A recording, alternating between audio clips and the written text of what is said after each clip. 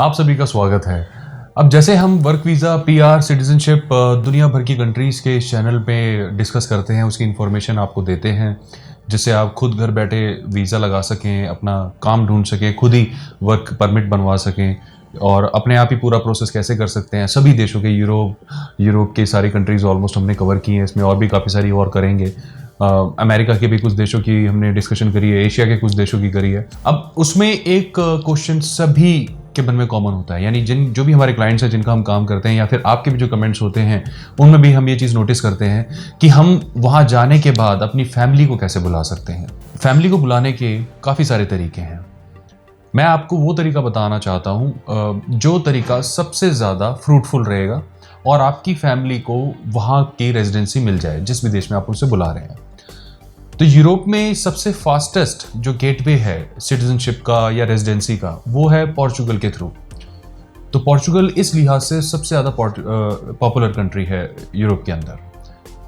तो अगर आपको पोर्चुगल फॉर एग्जांपल मान लीजिए अपनी फैमिली को बुलाना है और आप पोर्चुगल का टीआरसी यानी रेजिडेंसी कार्ड होल्ड करते हैं और वहाँ पे काम करते हैं, या फिर XYZ जो भी आपने प्लान किया हुआ आगे जाने का, तो इसमें क्या होता है कि पहले तो आप खुद ही जा सकते हैं। जब भी आप वर्क वीज़ा लेते हैं उसमें अपनी स्पाउस को या अपनी फैमिली को साथ ले जाने वाला जो क्राइटेरिया होता है वो थोड़ा सा कम ही सक्सेसफुल होता है। तो इसलिए वर्क वीज़ा सोलो मिलते हैं। जब सोलो अप्लाई किए जाते हैं तो उनका सक्सेस रेट कंपैरेटिवली बेटर होता है। अगर उनके साथ स्पाउस वीज़ा या फैमिली वीज़ा को इंटीग्रेट कर दिया जाए तो वो थोड़ा सी प्रोफाइल कॉम्प्लिकेट हो जाती है और सक्सेस रेट थोड़ा सा ड्रॉप हो जाता है। तो अगर आप फ्यूचर में प्लान कर रहे हैं कि मुझे पोर्चुगल जाना है या मुझे यूरोप जाना है या मुझे जर्मनी या किसी और भी कंट्री में यूरोप में जाना है, तो वहाँ पे जाने के बाद मैं अपनी फैमिली को कैसे बुला सकता हूँ। तो उसके लिए सिंपल सा यहाँ पे आपको सबसे पहले ये समझना होगा कि आपके पास कौन सा वीज़ा है। अगर आप इंडीड वर्क वीज़ा पे गए हैं तो उसका प्रोसेस अलग होगा। अगर आप वहाँ पे किसी एंटरप्रेन्योर वीज़ा के ऊपर गए हैं या स्टार्टअप वीज़ा पे गए हैं तो उसका प्रोसेस अलग होगा। किसी प्रिविलेज वीज़ा प्रोग्राम के थ्रू गए हैं, जैसे गोल्डन वीज़ा प्रोग्राम है, तो उसका प्रोसेस अलग होगा। या कोई इन्वेस्टमेंट वीज़ा लिया है आपने तो उसमें तो डायरेक्ट पीआर फैमिली को मिल ही जाती है, राइट। वो थोड़ा सा एक्सपेंसिव होता है, आप जानते हैं 2-2.5 लाख यूरो से स्टार्टिंग होती है उसकी। तो इसमें अगर वर्क वीज़ा में आप जाते हैं तो उसकी हम डिस्कशन करेंगे, क्योंकि वर्क वीज़ा पे जाने वाले सबसे ज़्यादा कमेंट्स हम नोटिस करते हैं। उसके बाद भी और भी डिफरेंट वीज़ा कैटेगरीज में आप अपनी फैमिली को कैसे ले जा सकते हैं वो भी हम आपको बताएंगे, लेकिन फिलहाल वर्क वीज़ा के ऊपर मैं आपको ये जानकारी दे देता हूँ।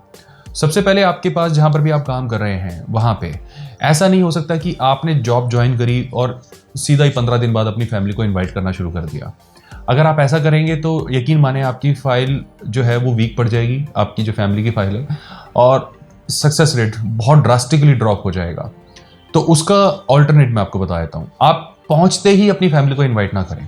आपके पास वर्क वीज़ा आ गया, आप वहाँ पर पहुँच गए, तो यूल हैव टू वेट। हमारे अकॉर्डिंग कम से कम 6 महीने अगर आप वेट करेंगे वर्क वीज़ा पे, अलग अलग मैंने बताया अलग अलग कैटेगरीज में अलग अलग टेन्योर होता है, यहाँ वर्क वीज़ा की बात करते हैं। तो अगर आप 6 महीने वेट करेंगे तो उसके बाद अगर फैमिली को इन्वाइट करेंगे तो वो बेटर रहेगा। अगर आप अपनी फैमिली को रेजिडेंसी साथ के साथ दिलवाना चाहते हैं तो वो तो तभी पॉसिबल हो सकता है जब आपके पास भी रेजिडेंसी हो। देखिए, दो अलग अलग बातें हैं।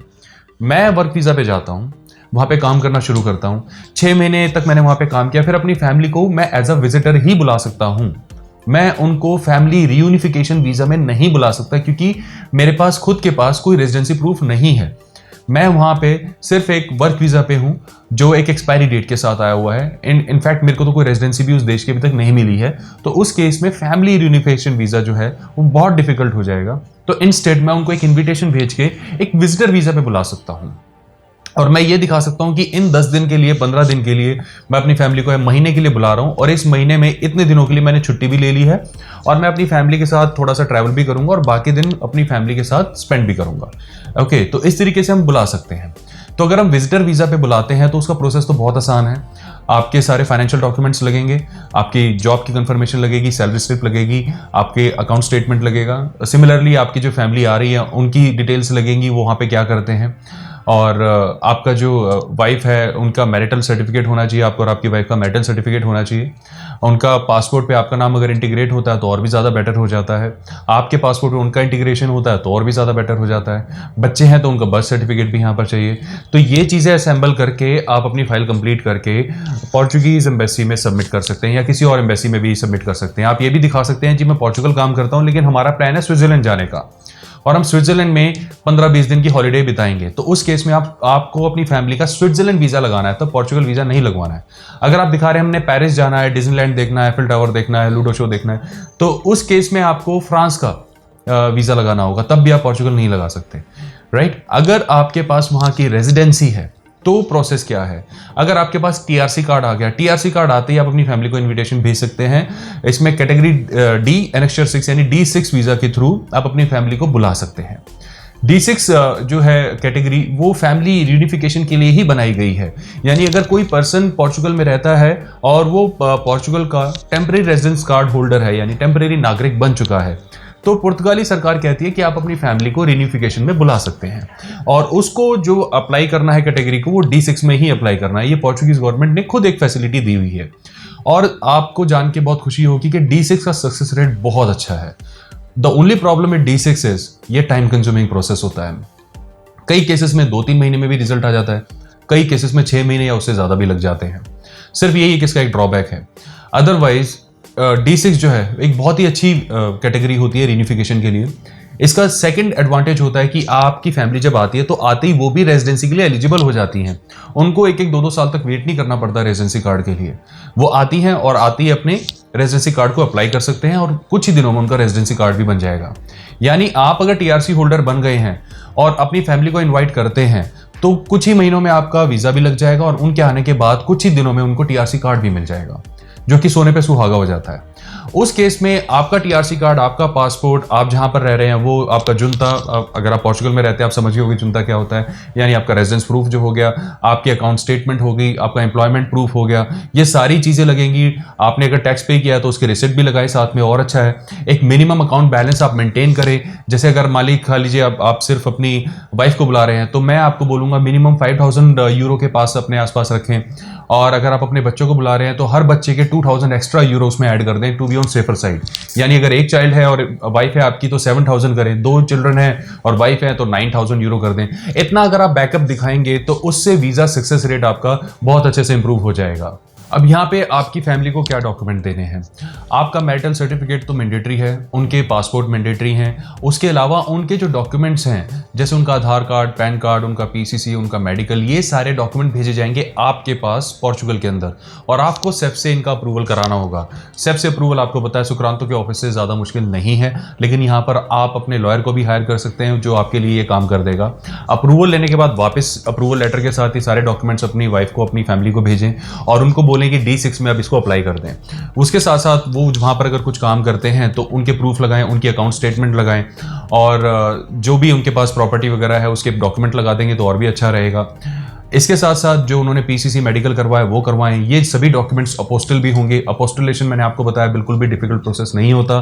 इसके लिए अगर आप किसी भी अच्छे लॉयर को कॉन्टैक्ट करेंगे वो आपके बिहाफ पे करा सकता है। अगर आप हमारी हेल्प भी चाहते हैं हम भी आपके बिहाफ पे करा सकते हैं। अपोस्टलेशन के साथ, सेफ के अप्रूवल के साथ ये सारे डॉक्यूमेंट्स आपके आएंगे, उनके आएंगे, और ये मर्ज होकर फाइल में कंबाइन होकर पोर्चुगल एम्बेसी में सबमिट हो जाएंगे। That's it. अब पोर्चुगीज एम्बेसी इसमें पूरे राइट रखती है, आपसे और भी डॉक्यूमेंट मांगे जा सकते हैं या फिर वो इंटरव्यू के लिए कॉल भी कर सकती हैं।